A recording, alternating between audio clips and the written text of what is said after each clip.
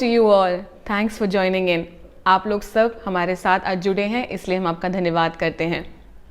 हम सब एक महामारी से गुजर रहे हैं।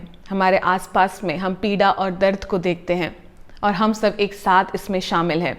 कई बार आपके और मेरे दिमाग में ये प्रश्न उठता है, क्या ये परमेश्वर की ओर से है? क्या ये शैतान करवा रहा है? क्या परमेश्वर इसको रोक सकता था? क्या किसी मनुष्य का इसमें हाथ है? हम जब इन प्रश्नों से जूझते हैं, मैं आज इस प्रश्नों के ऊपर डिबेट करने के लिए नहीं बैठी हूँ, क्योंकि मुझे विश्वास है कि इस सब के बीच में परमेश्वर सब बातों को नियंत्रित करता है। Our God is in control of everything and He knows the end from the very beginning. वो अंत को शुरुआत से ही जानता है। लेकिन आज जब हम इन सब के बीच में खड़े हैं, I want you to change your focus. I want you to shift your focus to Christ, our divine healer. आज हम इस विषय के ऊपर कुछ बातों को सीखने की और समझने की कोशिश करेंगे कि क्या परमेश्वर चंगाई देता है? How is God a divine healer? परमेश्वर हमारे जीवन में छुटकारा कैसे लाता है? और हमारे जीवन में रोग की शुरुआत कहाँ से हुई? क्या ये रोग से हम कभी बाहर निकल सकते हैं? आप अगर आज इन प्रश्नों से जूझ रहे हैं तो आइए मिलकर हम अपने दृष्टिकोण को, अपने विचारों को हम रीफोकस करें उस बात की ओर कि परमेश्वर चंगा करने वाला है। यीशु चंगा करने वाला परमेश्वर है। मैं विश्वास करती हूँ ये सीरीज़ के ख़त्म होते होते आपके मन के इस सारे प्रश्नों का और इन सारे उलझनों का आपको निश्चय ही जवाब मिलेगा और आप इस बात को समझ जाएंगे कि हमारा प्रभु यीशु इज़ अ डिवाइन हीलर। वो सचमुच रोगों को चंगा करने वाला परमेश्वर है। वो उसका स्वभाव है, चंगाई उसके स्वभाव में है। हालेलुया। और मैं विश्वास करती हूँ कि जब ये सीरीज़ हम ख़त्म करते हैं, आप अपने अविश्वास को बदल कर विश्वास की ओर जाएंगे। आप परमेश्वर की चंगाई और उसके छुटकारे को निश्चय आपके जीवन में पाएंगे। So, are you ready to understand what is the perfect will of God? क्या आप तैयार हैं इस बात को सीखने के लिए कि परमेश्वर का सर्वोत्तम इच्छा क्या है? So let's begin with understanding what is the origin of sickness. रोग की शुरुआत कैसे हुई? किसी भी बात को वैलिडेट करने के लिए हम हमेशा 2 या 3 लोगों की राय जानने की कोशिश करते हैं। तो फिर परमेश्वर के वचन के लिए क्यों नहीं? Do you know that all good doctrines are based on 2 or more references from the scripture?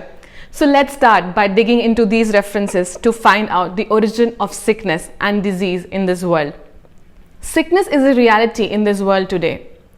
रोग एक सच्चाई है, पर क्यों? इसका जवाब है पाप। Sickness is a reality in the world today because of sin. Sin and sickness came into existence when man sinned against God. जिस समय मनुष्य ने पाप किया, वो परमेश्वर की नज़रों में गिर गया और उसी समय रोग और बीमारी ने इस पृथ्वी में प्रवेश किया। It was never God's intent or His plan to bring sickness into this world. क्या आप जानते हैं बाइबल में पहली बार किसी रोगी के बारे में कहाँ कहा गया है? उत्पत्ति की किताब 48 उसके 1 में हम देखते हैं कि जोसेफ को आकर बताया गया कि तुम्हारे पिता जेकब वो बीमार है। वहाँ पर हम पहली बार बाइबल में किसी रोगी के बारे में पढ़ते हैं। Isn't this surprising? This clearly indicates that sickness and disease as well as sin was never the original plan of God for man. John chapter 5 में हम इस समान पढ़ते हैं जहाँ पे यीशु मसीह ने बेतसैदा के पुल में एक व्यक्ति को चंगा किया। उसकी चंगाई के बाद यीशु मसीह ने उससे इस समान कहा, फिर से पाप मत करना, ऐसा ना हो कि इसे कोई भारी विपत्ति तुझ पर आ पड़े। मत्ती की किताब में 9वें अध्याय में हम देखते हैं कि यीशु ने एक लकवे के रोगी को वहाँ पर चंगा किया। उस चंगाई के बाद वहाँ पर लोग जब उससे वाद विवाद कर रहे थे, यीशु ने उनसे एक सवाल इस समान पूछा कि सहज क्या है, ये कहना कि तेरे पाप क्षमा हुए हैं कि ये कहना उठ और चल? इससे हम क्या समझ पाते हैं? ये दोनों ही इंस्टेंसेस में, in both these instances, Jesus shows us that there is a connection between sin as well as sickness. God actually looks at sickness and sin in the same manner. Do you know why does he deal with sin and sickness in the same way and doesn't differentiate between them?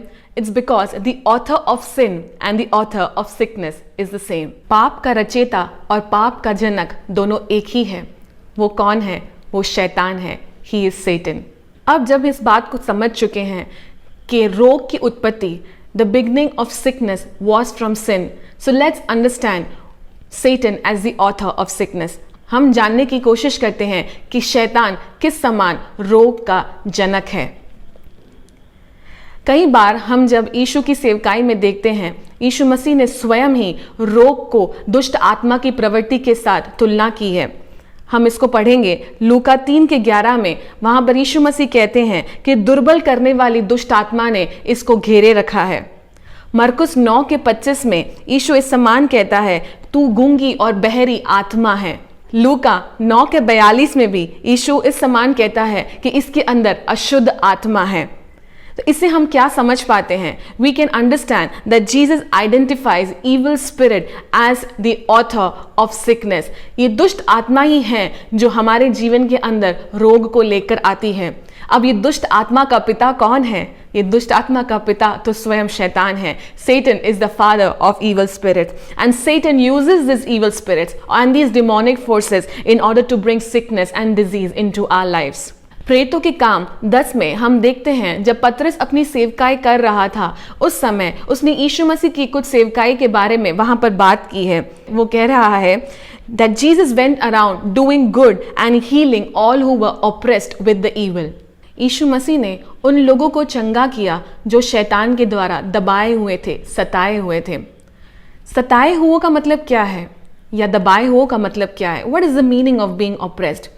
The literal meaning of oppression means to be under the lordship or dominion of someone, and in this case it is the Satan. किसी के द्वारा सताए गए या दबाए हुए का मतलब ये है कि हम उनके अधीन हैं. और यहाँ पर हम देखते हैं हम शैतान के जब अधीन हो जाते हैं तभी हमारे जीवन से चंगाई और छुटकारा जो है हमसे दूर हो जाता है. Theoretical meaning of being oppressed is that you are not given the true freedom and the right that you actually deserve. आप जिस अधिकार और जिस आज़ादी के आप हकदार हैं वो आपको नहीं दिया जाता है. यही शैतान करता है जब वो आपको रोग के बंधन में डालता है, जब वो आपको बीमारी में डाल देता है. वो आपके जीवन के आज़ादी को आपसे छीनने की कोशिश करता है, और यही शैतान का शुरुआत से प्लान रहा है. कितनी बार आपने और मैंने अपने जीवन में अनुभव किया है कि हम अपने विचारों को हम परमेश्वर की ओर केंद्रित किए बगैर कई बार हमारी बीमारी के ऊपर, हमारे रोग के ऊपर, हमारे इस बंधन के ऊपर हम हमारे फोकस को लगाए रखते हैं. शैतान यही चाहता है. वो कभी नहीं चाहता कि आप अपने इस रोग के बंधन से बाहर आए. वो नहीं चाहता कि आप उसके बंधनों से, आप उसके चंगुल से बाहर निकले. लेकिन अच्छी बात यह है कि यीशु मसीह के द्वारा हमें छुटकारा, हमें चंगाई और अनंत काल का जीवन मिला है. Jesus came to set us free. 2 कुरिन्थी 3:17 में इस समान लिखा है, now the Lord is the spirit and where the spirit of the Lord is there is freedom. अब परमेश्वर जो आत्मा है, जहाँ पे परमेश्वर की आत्मा है वहाँ पर आज़ादी है. परमेश्वर आत्मा है और जहाँ परमेश्वर की आत्मा है वहाँ आज़ादी है. अब आप शैतान के चंगुल में बने रहने के लिए नहीं हैं. अब आपको परमेश्वर ने रोग में और बीमारी में बनाए रखने के लिए नहीं है. यीशु मसीह के द्वारा, उसके उस क्रूस के द्वारा, क्रूस के बलिदान के द्वारा चंगाई निश्चय आपके जीवन में आ पहुंची है. आपको उसे रिसीव करना है, आपको उसे अपने जीवन में अपनाना है. यूहन्ना 10 में यीशु अपने आप को एक अच्छे चरवाहे की तरह बताता है. Jesus says and calls himself as a good shepherd. यूहन्ना 10:10 में वो इस समान कहता है, चोर किसी और काम के लिए नहीं परंतु केवल चोरी करने के लिए, घात करने के लिए और नष्ट करने के लिए आया है. परंतु मैं आया हूं ताकि आप जीवन पाए और बहुतायत से पाए. चोर यानी कि शैतान किस लिए आया है? वो चोरी करने के लिए आया है. वो क्या चुराता है? आपके चैन को, आपके सुख को. वो घात करने के लिए आया है. किस बात की वो घात करता है? आपके आनंद की वो घात करता है. और वो नष्ट करने के लिए आया है. वो क्या नष्ट करने को आता है? हमारे इस जीवन को, हमारे इस शरीर को वो नष्ट करने के लिए आया है. लेकिन वहां पर प्रभु यीशु इस समान कहता है कि मैं आया हूं ताकि आप जीवन पाए और बहुतायत का जीवन पाए. You receive life and you receive abundantly. Hallelujah. वो आपको बहुतायत का जीवन देना चाहता है। वो आपको इन सब बंधनों से बाहर निकालना चाहता है। वो आपको एक नया जीवन देना चाहता है। वो आपके अंदर एक नई आशा, एक नई उम्मीद वो आपको देना चाहता है। हर दबाव से, हर बंधन से, हर बंधुआई से वो आपको बाहर निकालना चाहता है। जहाँ पे एक ओर इस दुनिया में शत्रु शैतान हमें बंधुआई में डालने की कोशिश करता है, वहीं पर दूसरी ओर यीशु आज आपके हृदय के द्वार के सामने खड़ा है। वो खटखटा रहा है। क्या आप उस द्वार को खोलने के लिए तैयार है? तो निश्चय वो उसमें प्रवेश करेगा। और वो प्रवेश करके क्या करेगा? वो आपको जीवन देगा। वो प्रवेश करके क्या देगा? आपको चंगाई देगा, आपको वो छुटकारा देगा। Satan deceived man and then what happened? शैतान ने मनुष्य को पाप में डाल दिया और फिर क्या हुआ? एक ऐसा पेंडोरा बॉक्स खुल गया जिसके द्वारा हम देखते हैं कि रोग, दुख, कष्ट, वेदना, निंदा, ये सब कुछ इस दुनिया में आ गया। इससे हम दो बातों को सीखते हैं कि रोग की उत्पत्ति पाप के द्वारा हुई और इसका रचयिता स्वयं शैतान है। तो फिर सवाल ये उठता है, तो क्या मैं एक पाप रहित जीवन जीऊं तो मैं कभी रोगी नहीं बनूंगी? क्या मेरे अंदर रोग या बीमारी प्रवेश नहीं करेगी? लेकिन ये सवाल पूछने से पहले हमें अपने आप को ये सवाल पूछना है, क्या मनुष्य एक पाप रहित जीवन जी सकता है? एक मनुष्य के द्वारा पाप ने इस दुनिया में प्रवेश किया और उसके बाद की सारी पीढ़ी पाप में ही है। Through one man sin entered the world and everyone after that is born as a sinner. इसलिए रोमियो की पत्री में समान लिखा है, The wages of sin is death. हम सब पाप में ही तो पैदा हुए हैं। When we read about the life of Job, it said that he was an upright man. वो एक सीधा व्यक्ति था, धार्मिकता में जीने वाला, धार्मिकता को लेकर चलने वाला एक व्यक्ति था। लेकिन उसके जीवन में भी रोग ने प्रवेश किया, उसके जीवन में भी बीमारी ने प्रवेश किया। इसको सीखते वक्त या समझते वक्त जब मैं इसको तैयार कर रही थी, मैंने भी जॉब की ज़िंदगी को पढ़ने की और समझने की कोशिश की। मैं एक बात को जो समझ पाई हूँ वो ये है, blameless doesn't mean that you are sinless. निर्दोष होने का मतलब ये नहीं है कि आप निष्पाप हैं। जॉब सच में एक धार्मिक व्यक्ति था, वो धार्मिकता में जीने वाला व्यक्ति था। ये उसकी नैतिकता में उसकी परिपक्वता को दिखाती है। This shows his moral maturity, but that doesn't mean that he was a sinless man or he was a perfect man. He had his own drawbacks. उसके अपने स्वयं के challenges थे जिसको वो फेस करता है। इसलिए इयोब 3:25 में वो इस समान कहता है, जिस बात से मैं डरता था वही बात मुझ पर आ पड़ी है, जिस बात से मैं भय खाता था वही बात मेरे जीवन में हुआ है। जॉब डरता था। किस बात से वो डरता था? उसको अच्छे से पता था कि उसके जीवन में ऐसी कमजोरियां हैं, ऐसी अवस्थाएं हैं जहाँ पे वो पाप करने के लिए प्रेरित होता है, जहाँ पे वो अपने जीवन में गिरता है, परमेश्वर की नज़रों में गिरता है। इसलिए जब हम उसके पहले आयत को पढ़ते हैं, हम देखते हैं कि हर बार वो कोशिश करता है परमेश्वर के लिए एक अच्छा बलिदान वो अर्पण करे, ताकि उसके जीवन के सारे पापों को परमेश्वर क्षमा करे। डर की आत्मा कहाँ से आती है? डर की आत्मा शैतान हमें देता है। Satan is the father of fear. 2 Timothy 1:7 में इस समान लिखा है कि परमेश्वर ने हमें डर की आत्मा नहीं दी है। God has not given us a spirit of fear, but He has given us a spirit of power, of love and of sound mind. परमेश्वर ने हमें सामर्थ्य की, प्रेम की और संयम की आत्मा दी है। Brothers and sisters, I would like to conclude by saying that through one man sin entered this world and everyone born thereafter is born in sin. एक मनुष्य के द्वारा पाप ने इस पृथ्वी के अंदर प्रवेश किया और उसके बाद जो भी पैदा हुए वो पाप में ही पैदा हुए। इस पाप की वजह से ही आज हम रोग, दुख, कष्ट और वेदनाओं को अपने जीवन में अनुभव करते हैं। दूसरी बात आज हमने ये सीखी कि यीशु मसीह स्वयं पाप और रोग को एक ही जैसा देखते हैं। He identifies sin and sickness in a similar manner. शैतान चाहता है कि हम हमेशा उसके बंधन में, उसके दबाव में, उसकी बंधुआई में हम बने रहें। He wants us to remain oppressed in sin. He wants us to be oppressed in sickness and in disease. But the good news is Jesus has come to set us free. शुभ संदेश ये है कि यीशु मसीह ने हमें छुड़ाया है और हमें उसने सारे रोग के बंधन से, सारी बीमारियों से, हमारे सारे दुख से, कष्ट से, वेदना से उसने हमें बाहर निकाला है, उसने हमें आज़ाद कर दिया है। हमने देखा कि सबसे पहले एक रोगी के बारे में उत्पत्ति की किताब 48 और उसके 1 में लिखा है, पर क्या आप जानते हैं सबसे पहले परमेश्वर ने रोग की चर्चा कहां पर की है?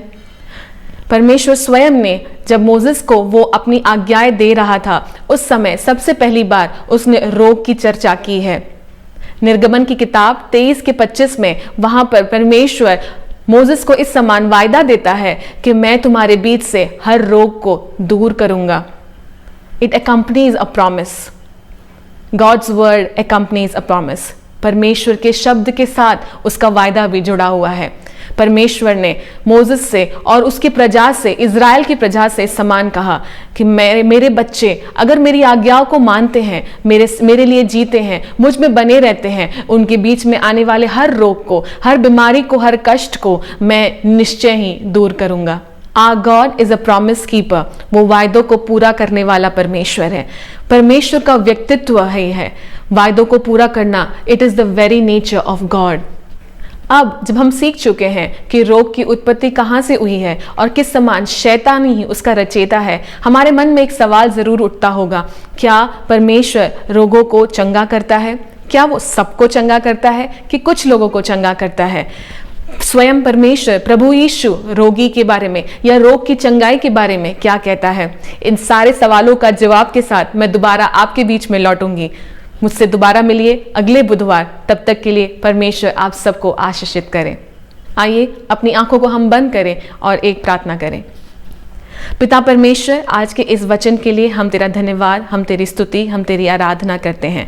पिता, तूने हमें आज़ाद किया है। अब हम बंधुआई में नहीं हैं, ना ही रोग के बंधुआई में, ना किसी बीमारी की बंधुआई में। परमेश्वर, तेरे क्रूस के बलिदान के द्वारा तूने हमें छुड़ा दिया है और तूने हमें सामर्थ दिया है, शक्ति दिया है, संयम की आत्मा दी है। हर डर को, हर भय को परमेश्वर आपने हमारे जीवन से अलग कर दिया है, इसलिए हम धन्यवाद करते हैं। अब हम शैतान की बंधुआई में नहीं हैं, हम उससे बंधे हुए नहीं हैं। We are not oppressed by the devil anymore, Father. So we want to thank you and we want to praise you. मेरे सुनने वाले सारे श्रोताओं को तेरे हाथों में मैं सौंपती हूँ। सबको तू अनुग्रहित करना। उनके जीवन में वो जो भी रोग से या पीड़ा से, दर्द से वो गुजर रहे हैं, पिता परमेश्वर, तेरी बेटी होने के नाते हम लोग जब मिलकर प्रार्थना करते हैं, तेरी चंगाई को हम उनके जीवन के ऊपर घोषित करते हैं। यीशु के नाम से वो पूरी तरह से चंगे हो जाए, हर रोग के बंधन से वो बाहर आ जाए। और परमेश्वर, तू अपने स्वरूप को, अपनी सामर्थ को, अपने व्यक्तित्व को उनके जीवन में प्रकट कर दे। पिता, ये हम आपसे प्रार्थना करते हैं। आपने हमारी ये प्रार्थना को सुना, इसलिए धन्यवाद। आदर, मान और सारी महिमा हम केवल तुझे देते हैं। सब कुछ हम यीशु तेरे नाम से मांगते हैं, आमीन। परमेश्वर आप सबको अनुग्रहित और आशीषित करे।